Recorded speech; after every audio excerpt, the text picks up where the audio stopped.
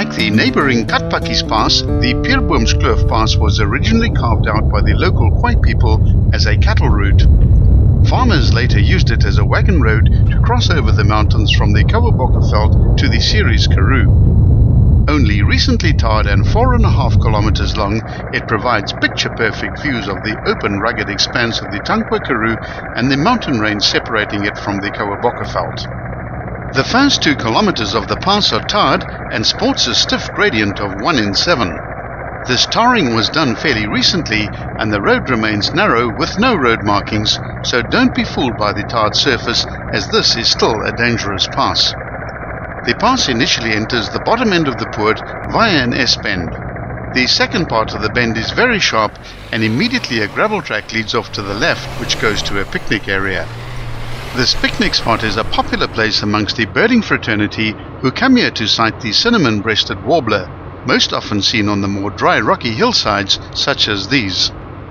Some fairly desperate bikers have been known to overnight in tents at the picnic area on the pass, as it is fairly sheltered, but it's no defense against the cold should you find yourself stranded on the pass during winter.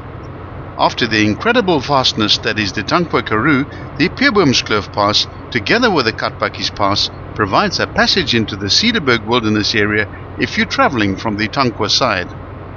Due to its narrow width, please drive slowly and use the gentle pace to revel in the serene endlessness of the barren openness of this untamable landscape. The quiet valley at the foot of the pass is a popular birdwatching spot. It's also known as the Skittery Pass. It is, to all intents and purposes, an extension of the Katpakis Pass, whose starting point is on the western side of this high plateau. Sections of the pass are fairly steep though, and you may have to think twice about taking an ordinary sedan on this road, particularly if it's been raining. This is more applicable also to the Katpakis Pass, which has a very steep section where the gradient is up to 1 in 4. Once the top of the tarred section is reached at 704 meters, the surface is once again gravel, but the gradient initially remains steep as the road heads up towards the plateau section, whereafter the gradients ease off to a more comfortable 1 in 20.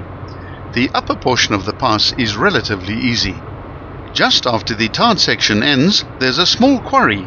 At this point a gravel road splits away to the right, which leads to a nearby farm called Damskraal, where refreshments are sometimes available. The part not to be missed and often overlooked is the connecting plateau between the 2 passes of Katpakis and Pierboomskloof, which holds a multitude of attractions. Besides the forever views from the 1200-meter high plateau, the road meanders between some beautiful weathered Cederberg sandstone formations, and as a bonus, there are 2 old shepherd hut ruins close to the side of the road, which offer some excellent photographic opportunities where the light is almost always perfect. Early in the 18th century, cattle farmers had already moved into the region with their cattle.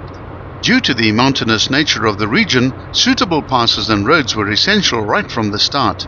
Most of the passes were made in game paths and thoroughfares used by the Koekoen and the San.